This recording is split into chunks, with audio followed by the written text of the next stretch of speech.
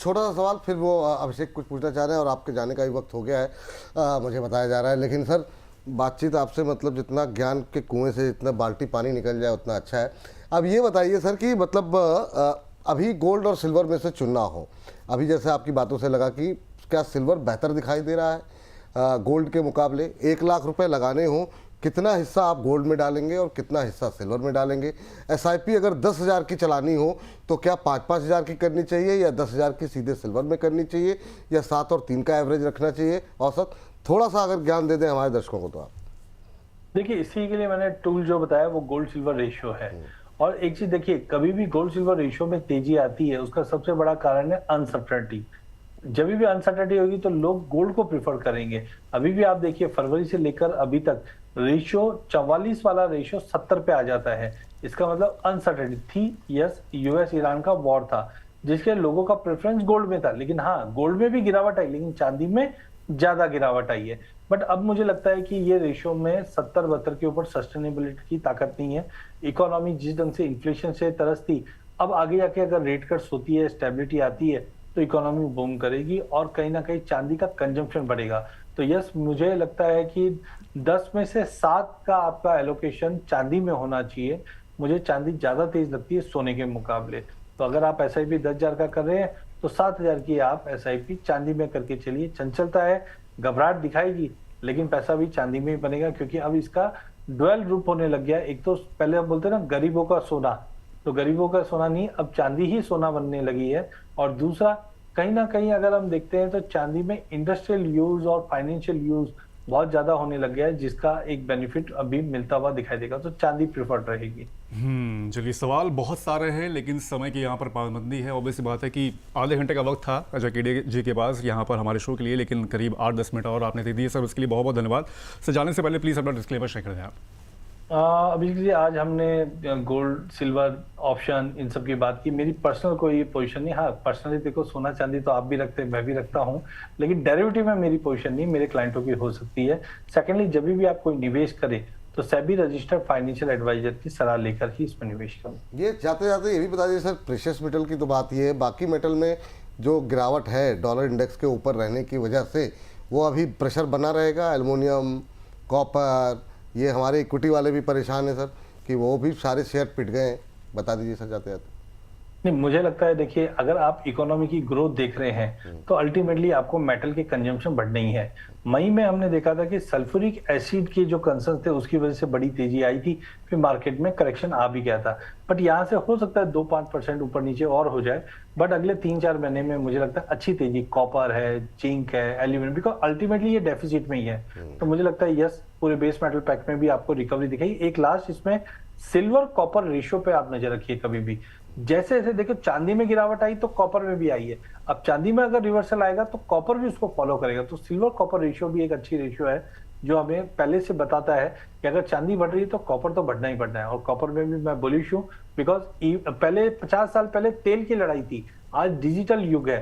तो यहाँ पे हमें डिजिटली जो बैकबोन है वो कॉपर है, सिल्वर है, तो बढ़ना ही है। तो मुझे लगता है यस, जुलाई मंथ में आप बॉटम बनते हुए देखोगे, कॉपर, जिंक और एल्यूमिनियम तीनों ही काउंटर में मुझे तेजी। गोल्ड पे थोड़ी सी बात हुई सर, चांदी में सर मतलब अगर हम देखें इस साल 6 महीने के अंदर 47% के आसपास की गिरावट जो है, 4.20 से 2.23 के आसपास चांदी दिखाई दे रही है।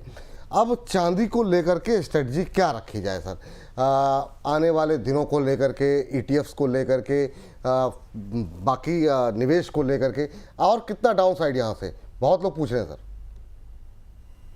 50% ऑफ मिल रही है चांदी।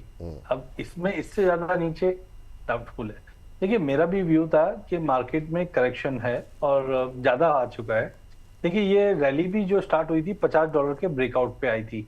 इससे पहले 1980 में, 2011 में हमने $50 के करीब का हाई देखा था, उसको तोड़ नहीं पा रहा था। जैसे ही हमने $50 का लेवल ब्रीच होते हुए देखा, तब हमने 121 का लेवल देखा। डोमेस्टिक मार्केट पे भी अगर हम पकड़े तो रुपी वीकनेस और ड्यूटी की वजह से अब मुझे लगता है 1,90,000 का एक बेस बन चुका है। 1,92 के नीचे मेरे को सस्टेनेबल नहीं लग रहा। हाँ, कुछ और अगर सपोज पेन अभी मैनाबर है, कुछ और पैनिक आ जाए तो बात अलग है। अदरवाइज आई थिंक कि वर्स्ट इन केस $48 से $50 का बेस, और चांदी के अंदर डोमेस्टिक मार्केट में 1,90,000। बट आई थिंक के रादर देन बॉटम फिशिंग के नीचे आएगा तो ही मैं लूँ। शो का नाम है SIP, मतलब सिल्वर इन्वेस्टमेंट प्लान। तो मुझे लगता है यहाँ से अगर आप धीरे धीरे अगर आप बाइंग करें तो ज्यादा बेटर है। बॉटम कभी किसी को नहीं मिलता, खाली एक झूठे आदमी को मिलता है। बाकी लेने का सबसे अच्छा तरीका है कि यहाँ से आप थोड़ा थोड़ा करके जमा कीजिए। मैक्सिमम जो पेन है वो जुलाई और अगस्त तक रह सकता है, और डाउन साइड मैंने बता ही दिया है, 1,90 से लेकर $48 मैक्सिमम लग रहा है। बट यहाँ से अगर साल 2 साल का व्यू लेके चलते हैं तो चांदी में अभी भी दमखम है कि यहाँ से 2x होने की ताकत रखती है। सर एक चीज़ मुझे ज़रा समझाइए, जब चांदी थी 420 पे, ग्राफिक्स हम दिखा रहे हैं लगातार, तब भी लोग मतलब इतने तर्क आ रहे थे, यहाँ भी चांदी इस्तेमाल होती है, वहाँ भी चांदी इस्तेमाल होती है, इतना ज़्यादा इंडस्ट्रियलाइजेशन हो गया है, ऐसा लग रहा था कि मतलब चांदी के बिना कुछ होगा ही नहीं। अब इतना टूटने के बाद क्या चांदी का इस्तेमाल घट गया है या क्या हुआ है? मतलब ये तर्क उस समय जो दिए जा रहे थे बहुत सारे एक्सपर्ट के माध्यम से भी, आप कैसे देख रहे हैं सर? और मौजूदा भाव में अभी भी करंट लेवल से आप कह रहे हैं कि 50 तक जा सकती है या 48 तक का भाव देखने को, $48 तक चांदी जा सकती है, तो इस गिरावट की क्या वजह मान रहे हैं और उस तेजी की क्या वजह थी? क्योंकि तर्क दोनों तरफ से दिए जा रहे हैं। बिल्कुल, तो सबसे पहले अपन तेजी की बात कर लेते हैं। उससे पहले देखो आजकल है ना, मेरे पास भी कुछ व्हाट्सएप पे मीमीस आने लग गई कि वो काजू कतली पे चांदी फिर से आ गई। बिल्कुल बिल्कुल। गायब थी। तो देखिए सबसे पहले आप ये समझिए, चांदी 7 साल से डेफिसिट में है। कोविड से पहले अगर हम देखते हैं तो चांदी का इंडस्ट्रियल यूज उतना ज्यादा खास नहीं था, लेकिन कोविड के बाद से हमने देखा क्लीन एनर्जी, ग्रीन एनर्जी के अंदर चांदी का उपयोग बढ़ा, और इसी चीज को यूएस ने और चाइना ने भी समझा, और चांदी को क्रिटिकल मेटल की लिस्ट में हमने आते हुए देखा 2024 के अंत में या 2025 में, और वही सबसे बड़ा कारण रहा जिसकी वजह से एकाएक हमने बड़ा जंप अप आते हुए देखा। दूसरा, चांदी की कोई डायरेक्ट बाइंग नहीं है, कॉपर और जिंक की ये एक बाय प्रोडक्ट है। इसीलिए आप देखोगे तो स्टॉक के अंदर भी हिंदुस्तान कॉपर, हिंदुस्तान जिंक में भी हमने एक बड़ा जंप आते हुए देखा। तो यहाँ पे मुझे लगता है एक तो सप्लाई डिस्टर्बेंस था कंटिन्यू, कोई कोविड के बाद कोई भी कैपेक्स माइंस में काम नहीं हुआ था, और दूसरी तरफ एकाएक नई डिमांड आई। अच्छा, इसके ऊपर जो हमने एक प्रोडक्ट की बात की थी वो है फाइनेंशियलाइजेशन प्रोडक्ट की, कि चांदी का भी फाइनेंशियलाइजेशन हो गया। जिस ढंग से सोना सेंट्रल बैंक बाइंग कर रहा था, कुछ सोवनियर फंड में चांदी में भी इन्वेस्टमेंट हुआ, म्यूचुअल फंड में भी हमने देखा। तो एक तरह से डिमांड नई रूप से निकल के आ गई, लेकिन सप्लाई बढ़ी नहीं। इसकी वजह से ये 121 तक चले गया था। अब गिरावट क्यों ली? तो जनवरी फरवरी में हमने देखा वॉलिटिलिटी बहुत ही ज्यादा एक्सट्रीम थी, तो वहां पे हमने देखा कि एक मार्जिन कॉल्स बढ़ने चालू हो गए थे। वो एक पॉइंट था जहां पे हमने डेरिवेटिव में जो ओवर लिवरेज पोजीशन थी वो हल्का स्टार्ट हुई। इसका मतलब ये नहीं कि इंडस्ट्रियल डिमांड खत्म हो गई। आज इन्वेस्टमेंट डिमांड और इंडस्ट्रियल डिमांड, या खाली इंडस्ट्रियल डिमांड बोले तो 56% चांदी अब इंडस्ट्रीज में यूज होती है। बट हाँ, कुछ महंगा हो जाता है तो डिमांड में थोड़ा स्लो डाउन आ जाता है, बट इसका मतलब ये नहीं कि 50% फॉल आ जाए। तो ये 50% फॉल आने का सबसे बड़ा कारण था ओवर लिवरेज जो पोजीशन बनी थी वो अब मार्केट से फिज आउट हो गई। चांदी वैसे भी चंचलता के लिए जानी जाती है, तो थोड़ा भी मोमेंटम बनता है तो इसमें पहले दिखाई देने लगता है। तो आई थिंक जो गिरावट है उसका मुख्य कारण था, एक तो डॉलर में रिकवरी आ गई, गोल्ड की गिरावट है, इंटरेस्ट रेट में जो कटौती चल रही थी वो अब बढ़ोतरी आ गई क्योंकि कच्चा तेल बढ़ गया था। बट अब मुझे लगता है मार्केट फेयरली प्राइस्ड है, 2,10,000 2,20,000 के करीब, और इंटरनेशनल में भी हम जो 56 का लेवल तो ऑलरेडी देख चुके हैं, $58 के करीब। तो यहाँ से मुझे लगता है रिस्क मिनिमल है, रिवॉर्ड ज्यादा है। हाँ, जो डाउन साइड है $48-50 अभी भी तो कोई बड़ी बात नहीं है। $8-10 चांदी के लिए कोई मायने नहीं रखती इतना। या हम डोमेस्टिक मार्केट की 1,90 की बात करते हैं तो आप मान के चलिए 20-25 हजार रुपया है। लेकिन यहाँ से मुझे लगता है कि देखिए इंडस्ट्रियल यूज इनएविटेबल है, ये कंटिन्यू बढ़ना ही बढ़ना है। तो वहां पे मुझे लगता है कि एक अच्छा गेन आने वाले कुछ सालों में फिर से चांदी में बनेगा। अच्छा, एक लास्ट इसमें ऐड करना चाहूंगा, गोल्ड सिल्वर रेशियो, ये भी एक अच्छा इंडिकेटर है आपको एंट्री और एग्जिट के लिए।